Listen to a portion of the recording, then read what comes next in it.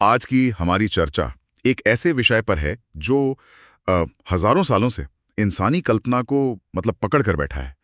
आध्यात्मिक शक्तियां, जिन्हें हम सिद्धियां भी कहते हैं, चमत्कार, गायब हो जाना, किसी के मन की बात पढ़ लेना। क्या ये सब सिर्फ कहानियां हैं, कोई जादू टोना है, या फिर इसके पीछे कोई गहरा विज्ञान छिपा है? बिल्कुल। और हमारे पास जो स्रोत है वो इसे किसी जादू की तरह नहीं देखते। वो इसे एक तरह से एक टेक्नोलॉजी की तरह देखते हैं। टेक्नोलॉजी? हाँ, उन्होंने इसे एक बहुत ही मजेदार नाम दिया है, माया के कोड को हैक करना। वाह! जैसे कोई कंप्यूटर हैकर एक सिस्टम के कोड को समझकर उसे बदल सकता है, वैसे ही क्या इस भौतिक दुनिया के कोड को भी हैक किया जा सकता है? माया के कोड को हैक करना, ये सुनने में ही कितना दिलचस्प लगता है। तो चलिए आज इसी पर गहराई से बात करते हैं। स्रोत हमें एक तरफ तो इस हैक की पूरी प्रक्रिया बताते हैं, लेकिन साथ ही एक बहुत बड़ी चेतावनी भी देते हैं कि शायद ये शक्तियां मंजिल नहीं बल्कि एक बहुत खूबसूरत जाल हो सकती हैं। बिल्कुल। तो देखते हैं कि ये कोड आखिर है क्या और इसे हैक करने के दावों में कितना दम है। ठीक है, तो इस हैकिंग की प्रक्रिया को समझते हैं। स्रोतों में इसे 3 कदमों में बांटा गया है। पहला कदम सुनने में बहुत सीधा साधा लगता है। आत्मज्ञान, इसका क्या मतलब है? आत्मज्ञान का मतलब है एक कह सकते हैं एक बौद्धिक समझ, एक जानकारी हासिल करना। अच्छा। ये वो पल है जब कोई व्यक्ति शास्त्रों, गुरुओं या खुद के चिंतन के जरिए ये जान लेता है कि मैं ये शरीर नहीं हूं, मैं ये मन नहीं हूं, मैं ईश्वर का ही अंश हूं। तो ये एक तरह से नक्शा मिल जाने जैसा है। बिल्कुल सही। आपको पता चल गया है कि मंजिल कहाँ में और आप कहाँ हैं। लेकिन सिर्फ नक्शा हाथ में होने से कोई मंजिल तक पहुंच नहीं जाता है ना। एक थियरी है, एक कॉन्सेप्ट है जो दिमाग में बैठ गया है। तो फिर दूसरा कदम क्या है जो इस थियरी को हकीकत में बदलता है? दूसरा और सबसे जरूरी कदम है आत्मबोध। आत्मबोध? ये जानना नहीं बल्कि हो जाना है, अनुभव करना है। स्रोत बताते हैं कि साधना के जरिए एक व्यक्ति अपनी फ्रीक्वेंसी या कह लीजिए अपनी ऊर्जा के स्तर को धीरे धीरे ऊपर उठाता है। जैसे? इसे ऐसे समझिए जैसे एक रेडियो है जो अभी सिर्फ लोकल स्टेशन पकड़ रहा है। साधना वो प्रक्रिया है जिससे आप उस रेडियो को ट्यून करके एक कॉस्मिक स्टेशन से जोड़ रहे हैं। जब आपकी फ्रीक्वेंसी उस परम तत्व की फ्रीक्वेंसी से मैच हो जाती है, तब आप ब्रह्मांडीय सत्ता के अंदर काम नहीं करते बल्कि उसके साथ मिलकर काम करने लगते हैं। ये सिंक हो जाने वाली बात थोड़ी गहरी है। असल जिंदगी में इसका क्या मतलब है? क्या इंसान का अपना व्यक्तित्व खत्म हो जाता है? क्या वो ब्रह्मांड में घुल जाता है या वो पहले से ज्यादा खुद बन जाता है? स्रोतों में इस पर कुछ बताया गया है? सी लहर नहीं रही बल्कि पूरे सागर की शक्ति के साथ काम कर रही है। वाह! वो नियमों का पालन करने वाला नहीं बल्कि नियमों का सह निर्माता बन जाता है। उसे समझ आ जाता है कि जिस शक्ति ने ये ब्रह्मांड रचा है वही शक्ति उसके अंदर भी है, और यहीं से तीसरा कदम सामने आता है। और अब आता है तीसरा कदम। और सच कहूं तो जब मैंने स्रोतों में ये पढ़ा तो मतलब मुझे अपनी आंखों पर यकीन नहीं हुआ। ये किसी साइंस फिक्शन फिल्म की स्क्रिप्ट लगती है। बिल्कुल। तीसरा कदम इसका नतीजा है, इसका परिणाम है। आत्मबोध की अवस्था में व्यक्ति को संपूर्णता का ज्ञान हो जाता है और वो परम तत्व के समान कुछ भी संभव कर सकता है। कुछ भी? कुछ भी। स्रोतों में इसका साफ साफ वर्णन है। अनीमा सिद्धि यानी अपने शरीर को एक अणु जितना छोटा कर लेना, या महिमा सिद्धि यानी शरीर को पर्वत जितना विशाल बना लेना। अरे बाप रे! उड़ना, पानी पर चलना, गायब हो जाना, किसी के मन में बिना कुछ कहे कोई विचार डाल देना। स्रोत कहते हैं कि ये कोई बाहरी शक्तियां नहीं हैं। ये चेतना की उन्नत अवस्था के स्वाभाविक नतीजे हैं। लेकिन एक मिनट, यहाँ थोड़ा रुकते हैं। ये बहुत बहुत बड़ी बात है। जब हम आज के विज्ञान की बात करते हैं तो ये सब असंभव लगता है। परमहंस योगानंद जैसे गुरुओं ने इसे विज्ञान से जोड़ने की कोशिश की है ना? हाँ, की है। उनके अनुसार ये कैसे काम करता है? योगानंद जी का दृष्टिकोण इसे समझने में बहुत मदद करता है। वो कहते हैं कि ये ब्रह्मांड जैसा हमें दिखता है वैसा है नहीं, ये ठोस नहीं है। तो फिर क्या है? ये असल में प्रकाश और ऊर्जा के परमाणुओं का एक लगातार कांपता हुआ जाल है। एक आम इंसान प्रकृति के नियमों जैसे गुरुत्वाकर्षण के अधीन रहता है क्योंकि वो इस जाल में फंसा हुआ है। लेकिन एक योगी या अवतार वो इन नियमों के सोर्स से यानी उस ऑपरेटिंग सिस्टम से जुड़ जाता है जहां से ये सारे नियम चल रहे हैं। तो मतलब वो दुनिया को द मैट्रिक्स की तरह देखने लगता है, उसे वो हरे रंग के कोड्स दिखने लगते हैं जिनसे ये दुनिया बनी है। हाँ, ये एक बेहतरीन आधुनिक एनालॉग है। बिल्कुल, उसे दुनिया ठोस चीजों की तरह नहीं बल्कि ऊर्जा और चेतना के खेल के रूप में दिखने लगती है। और जब आप सोर्स कोड को समझ जाते हैं तो आप उसमें बदलाव भी कर सकते हैं। पतंजलि योग सूत्र में इसे और भी ज्यादा वैज्ञानिक तरीके से समझाया गया है। वहां इन सिद्धियों को विभूति कहा गया है। विभूति? हाँ, यानी चेतना का ऐश्वर्य। तो पतंजलि के अनुसार इसका प्रैक्टिकल तरीका क्या है? ये सोर्स कोड तक पहुंचने की टेक्नोलॉजी क्या है? पतंजलि इसे एक बहुत ही व्यवस्थित प्रक्रिया के तौर पर बताते हैं। वो कहते हैं कि हमारी जो जीवन ऊर्जा है, जिसे प्राण कहते हैं, वो आमतौर पर हमारी पांचों इंद्रियों के जरिए बाहर की दुनिया में बिखरी रहती है। अच्छा। हम जो देखते हैं, सुनते हैं, महसूस करते हैं, उसमें हमारी ऊर्जा लगातार खर्च होती रहती है। सही बात है। क्रिया योग जैसे तकनीकें एक लेंस की तरह काम करती हैं। वो इस बिखरी हुई ऊर्जा को समेटकर हमारी रीढ़ की हड्डी में मौजूद एक सूक्ष्म नाड़ी, जिसे सुषुम्ना कहते हैं, उसमें केंद्रित कर देती हैं। अच्छा, तो सारी ऊर्जा को एक जगह इकट्ठा कर लिया। जैसे सूरज की किरणों को एक लेंस से एक बिंदु पर फोकस करके आग पैदा की जाती है। बिल्कुल सही एनालॉजी है। फिर क्या होता है? एक बार जब सारी ऊर्जा एक जगह केंद्रित हो जाती है, तब संयम का अभ्यास शुरू होता है। संयम? संयम 3 चीजों का मेल है। धारणा यानी कंसंट्रेशन, ध्यान यानी मेडिटेशन, और समाधि यानी एब्जॉर्प्शन।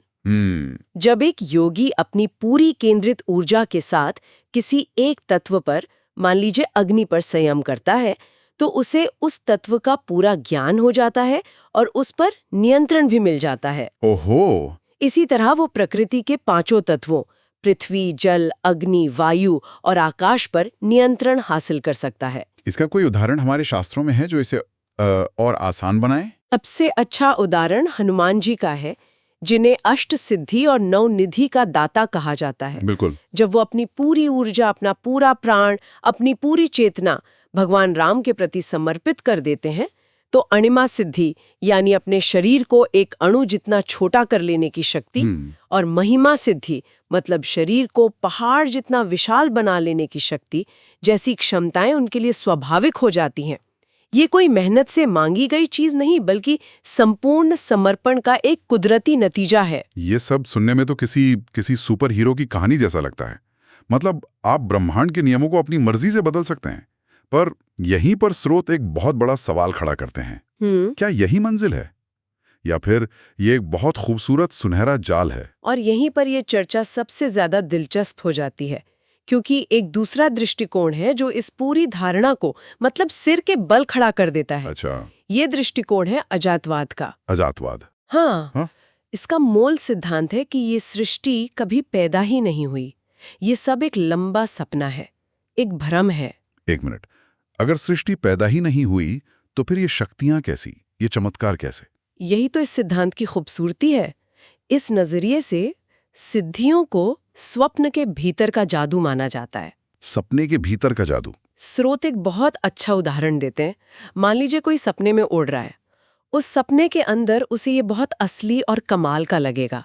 वो खुद को बहुत शक्तिशाली महसूस करेगा। हाँ बिल्कुल। लेकिन जैसे ही उसकी आंख खुलती है, उस उड़ने का क्या कोई मूल्य रह जाता है? वो उड़ान झूठी हो जाती है। अजातवाद के अनुसार सिद्धियां भी बिल्कुल वैसी हैं। अच्छा। उस जागे हुए सपने के अंदर की एक बड़ी उपलब्धि, जो परम सत्य का बोध होने पर यानी सपने से जागने पर अर्थहीन हो जाती हैं। वाह, मतलब ये शक्तियां भी उसी माया का हिस्सा हैं जिससे निकलने की कोशिश की जा रही थी। एग्जैक्टली। और अष्टावक्र का दृष्टिकोण तो जैसा स्रोतों में बताया गया है और भी तीखा है। बहुत तीखा और सीधा। अष्टावक्र कहते हैं कि सिद्धियों की इच्छा करना भी अहंकार का ही एक बहुत चालाक रूप है। अहंकार का रूप कैसे? साधक को लग सकता है कि वो आध्यात्मिक रास्ते पर है, लेकिन असल में वो बस अपने अहंकार को एक नया चमकदार खिलौना दे रहा है। पहले उसे धन, पद और प्रतिष्ठा का अहंकार था, अब उसे आध्यात्मिक शक्तियों का अहंकार हो जाएगा। उनके अनुसार दुनिया की सबसे बड़ी शक्ति स्वयं में स्थित होना है। स्वयं में स्थित होना? इसे थोड़ा और खोलेंगे, इसका मतलब क्या है? इसका मतलब है उस अवस्था में पहुंच जाना जहां आपको कुछ भी साबित करने की जरूरत न पड़े, न दुनिया को न खुद को। आप बस हैं और वही काफी है। अच्छा। स्रोत में उनकी एक बात का जिक्र है जो दिल पर चोट करती है।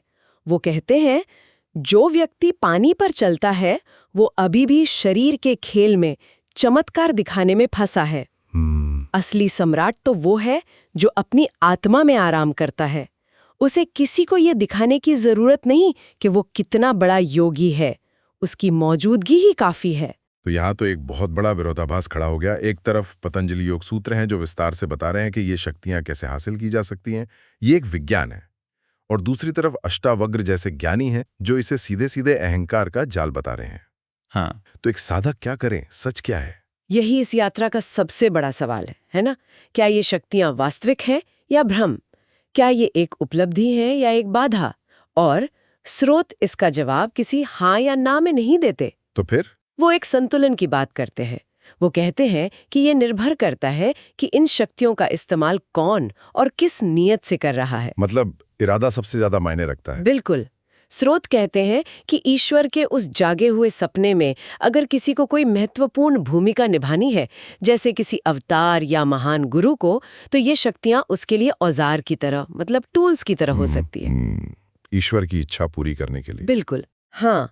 लेकिन अगर कोई इंसान सिर्फ अपनी व्यक्तिगत महानता साबित करने के लिए, लोगों को प्रभावित करने के लिए या शक्ति के लालच में सिद्धियां प्राप्त करता है, तो वो उसी माया के जाल में और गहरे फंस जाता है जिससे वो निकलने की कोशिश कर रहा था। तो हमने दो बिल्कुल अलग पहलू देखे हैं। एक तरफ ये सिद्धियां आध्यात्मिक उन्नति का एक स्वाभाविक पड़ाव हो सकती हैं। जैसे जैसे चेतना का स्तर बढ़ता है, प्रकृति के नियम आपके लिए ढीले पड़ने लगते हैं। और दूसरी तरफ ये अहंकार का एक खतरनाक जाल भी हो सकती हैं, जो साधक को उसकी असली मंजिल यानी आत्मबोध से भटका सकती हैं। सही कहा। असल में ये शक्तियां उस कॉस्मिक पावर सेंटर के कोड को जान लेने का नतीजा तो है, लेकिन उस कोड का इस्तेमाल विवेक से होना चाहिए। सही। जैसे किसी को न्यूक्लियर एनर्जी का कोड पता चल जाए तो वो उससे पूरी दुनिया को बिजली भी दे सकता है और उसे तबाह भी कर सकता है। शक्ति अपने आप में अच्छी या बुरी नहीं होती, उसका उपयोग उसे अच्छा या बुरा बनाता है। बिल्कुल। आज की इस गहरी चर्चा में हमने माया के कोड को हैक करने की प्रक्रिया को समझा और साथ ही उन चेतावनियों पर भी गौर किया जो कहती हैं कि ये शक्तियां एक जाल भी हो सकती हैं। हमने देखा कि कैसे आत्मज्ञान से आत्मबोध तक की यात्रा किसी इंसान को प्रकृति के नियमों से भी परे ले जा सकती है। और हमने ये भी देखा कि योग इसे एक विज्ञान की तरह देखता है, जबकि ज्ञान मार्ग इसे अहंकार के खेल की तरह, और दोनों ही अपनी अपनी जगह सही लगते हैं। बिल्कुल। और स्रोत हमें अंत में एक बहुत ही गहरे विचार के साथ छोड़ जाते हैं। शायद सबसे बड़ी शक्ति बाहरी दुनिया की किसी चीज को बदलना नहीं है, चाहे वो कोई वस्तु हो या कोई इंसान। तो फिर क्या है? शायद सबसे बड़ी शक्ति अपनी भीतरी दुनिया में, अपनी आत्मा में अटूट रूप से शांत और स्थिर हो जाना है। ये बात सोचने पे मजबूर करती है। हम सब अपनी जिंदगी में किसी न किसी तरह की शक्ति चाहते हैं, चाहे वो प्रभाव हो, नियंत्रण हो या कोई खास हुनर। पर यह सोचने वाली बात है कि हम जो शक्ति खोज रहे हैं, क्या वो किसी ऊंचे मकसद के लिए एक औजार है, या हम अनजाने में अपने ही अहंकार के किसी सूक्ष्म जाल में फंसते जा रहे हैं?